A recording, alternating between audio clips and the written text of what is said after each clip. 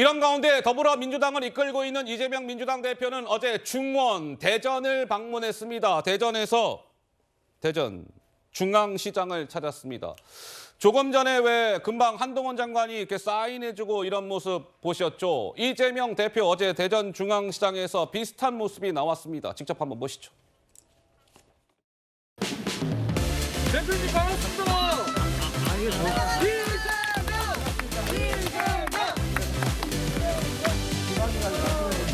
네. 당기는 지 2년 됐습니다. 힘내시죠. 여기 나오셨대요. 어떻게 오셨나요? 미래의 대통령인데 한번 지내야지. 낚시 마시고요. 네, 지나갈 수 있게 해요.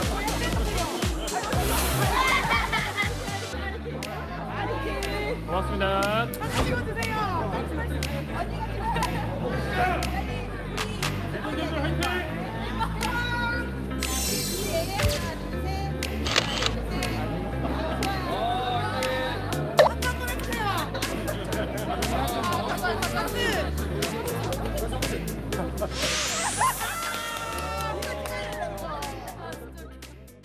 자, 이재명 민주당 대표가 이제 뭐 단식 같은 걸 했고 당무에 복귀한 이후 첫 번째 지방 방문이었습니다. 어제 대전 방문은 그래서 중앙시장을 찾은 것이죠. 이재명 대표 저렇게 시민들과 만나고 돌아오는 차 안에서 이재명 대표 유튜브를 켰습니다. 유튜브 켰어요.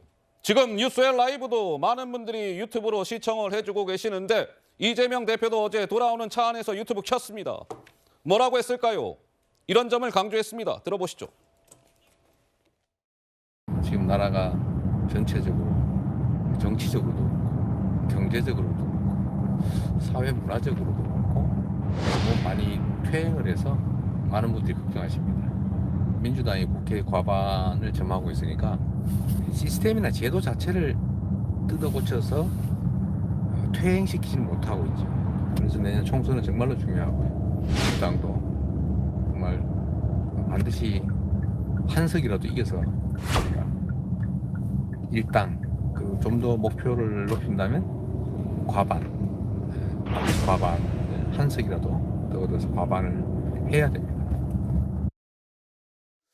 글쎄요, 어떻습니까? 조기현 변호사님 어제 대전 방문 그리고 총선에서 과반을 얻어야 된다 이런 얘기를 했는데 지금 얘기가 나온 김에 우리 여론조사를 지금 한번 볼까요? 그 인재영입위원장 관련된 여론조사 있죠? 발표된 여론조사 한번 보겠습니다. 이재명 대표는 더불어민주당의 총선 승리를 강조했는데 오늘 발표된 여론조사를 보니까 이재명 대표가 최근에 민주당의 인재위원장을 맡았어요.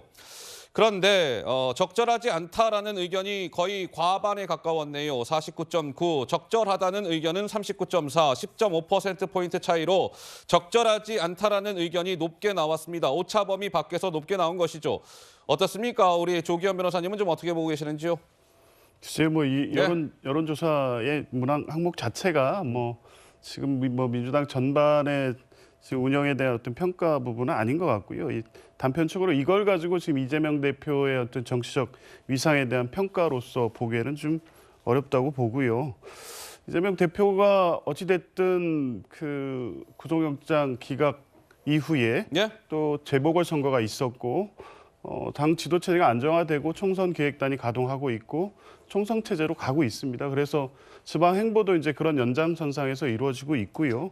인재 영입 활동이라든가 총선 기획단이라든가 당의 시스템은 전반적으로 지금 안정적으로 작동하고 있다고 보는데 다만 이제 국민의힘이 최근에 이제 혁신이 그게 논란이 됐든 어떤 긍정적인 혁신의 방향이 됐든 이슈를 주도하다 보니까 다소 민주당이 이슈에서 좀 떨어지는 게 아니냐라는 우려의 목소리도 있지만 12월 달에 총선 기획단의 어떤 논의 내용이 가시화되고 또 인재 영입의 성과들이 어느 정도 나타나고 그거에 맞추어서 선거 전략상의 어떤 이 전략적 선택들 그게 대표의 험지 출마가 됐든 지도부의 어떤 다른 방식의 결단이 됐든 이런 방식으로 이 계획하고 있는 일정대로 간다고 하면 지금 이재명 대표가 어제 그 말한 대로 과반 의석에 가기 위한 목표로 차분하게 잘 가고 있다. 저는 그렇게 봅니다. 자, 그런데 지금 오늘 말이에요. 친명계로 일컬어지는 김두관 의원이라고 다들 아시죠?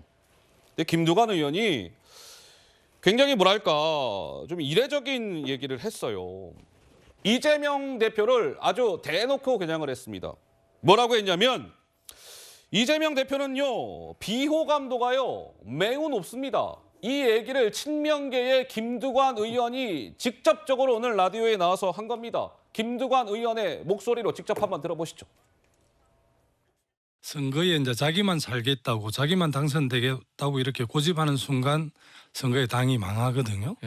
그런 측면에서 이제 이재명 대표께 그렇게 제가 요구했던 것은 개항 총선 당대표 선거 그리고 또 지난번 사법 리스크에 따른 방탄 국회 이런 과정에서 한 번도 이재명 대표가 기득권을 내려놓는 모습을 보여주지 않았기 때문에 사실은 비호감도가 매우 높아요. 그런 측면에서 보면 이번 그 지도부의 험지 출마에 대해서 장수가 앞장서야 한다는 이야기를 그 국민들과 당원들이 지지를 합니다.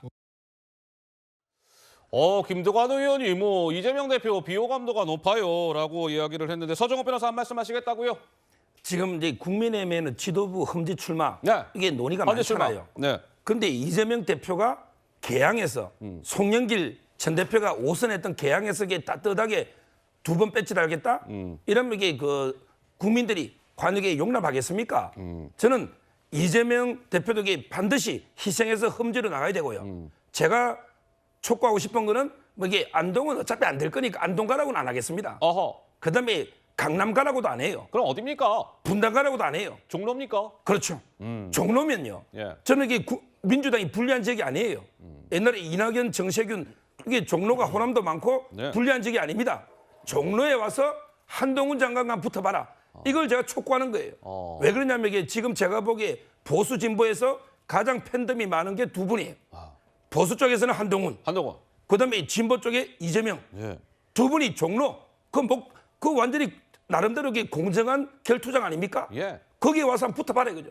저는 개인적으로 한동훈 장관이 압승할 걸로 보이는데 자신 있다면 올해 그죠 피하지 말고 어떻게 개항에서 따뜻하게 배지 또 방탄 다는 이래서는 이게 저는 민주당이 어렵다 봐요. 예. 우리 박성민 최고는 어때요? 이재명 대표 험지 출마 얘기 나오는데 박성민 최고도 다음 총선에 이재명 대표가 개항 의뢰 또 나오는 거는 그건 아니라고 보십니까? 좀 어떻게 보세요? 저도 다음 총선에서는 네. 이재명 대표께서 험지 출마를 하시던가 불출마를 하시던가 어우. 둘 중에 하나는 해야 하지 않을까 싶습니다.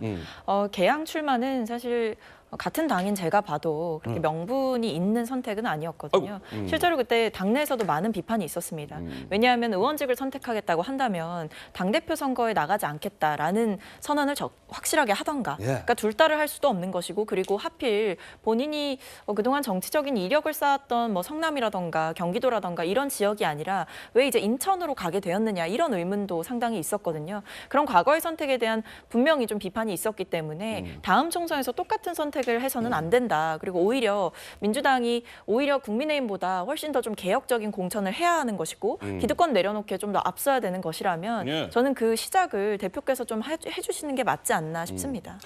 알겠습니다. 이재명 대표 험지 출마론과 관련해서 뭐 이제 당내에서 이제 좀 굉장히 엇갈리고 있는 거죠. 예, 비명계에서는 험지 출마하시오. 친명계 지금 김두관 의원까지 이제 가세해서 험지에 나가십시오 이러고 있는 반면에 친명계의 좌장 정성호 의원은 천만의 말씀 또 이런 상황이기 때문에 이재명 대표의 출마 지역을 놓고 갑론을박이 오고 갈 것 같습니다. 아까 인재위원장을 맡은 게 적절하다고 보십니까? 여론조사에 이어서 또 하나 다른 내용의 여론조사를 하나 더 보고 가시겠습니다. 이재명 대표의 사법 리스크 여부에 대해서 물었습니다. 사법 리스크가 좀 있다고 보세요? 없다고 보십니까? 있어요. 57.5%, 없어요. 36.7%. 사법 리스크가 있다라는 의견이 없다라는 의견보다 20.8%포인트 차이로 높게 나왔다. 글쎄요, 신지호 의원님 이거 생각보다 높은 걸까요? 어떻게 보시는지요? 그러니까 그 이재명 대표 구속영장이 기각되기 전에 네. 저와 똑같은 여론조사를 했을 때 그때도 한 20% 정도 차이가 났던 것 같아요. 근데 구속영장이 기각이 되지 않았습니까? 그랬죠. 그러고 나서 일정 시간이 좀 지났습니다. 결국 도돌이표로 이재명 대표의 사법 리스크에 대한 국민적 인식은 크게 바뀌지 않았다. 구속영장 기각 이후에는 뭔가 상당 부분 해소가 된 것처럼 그런 식으로 이제 이게 흘러갔습니다. 그런데 최근에 이제 뭐 위증교사 혐의라든가 이런 것들이 또 경기도 법카 이런 예, 문제들이 재부각이 되면서 예. 여전히 진행형이구나 하는 것을 저 지금 여론조사가 보여주고 있는 게 아닌가 보여집니다. 제가 한 말씀만 드리면 지금 이게 사법 리스크가요. 크게 저는 세 가지가 있다 봐요. 세 가지라면요? 첫째는 이제 위증교사입니다. 위증교사. 야, 이거는 이게 제가 봐도 기적이에요. 이재명 대표가 직접 전화해서 위증을 부탁하는 녹취록이 있고 김모 씨랑. 이게 저장이 돼 있고 예. 이게 또 백현동 수사 과정에 적발이 된 세 가지가 이거는 기적입니다. 이런 게 우연히 역사를 바꾸는 거예요.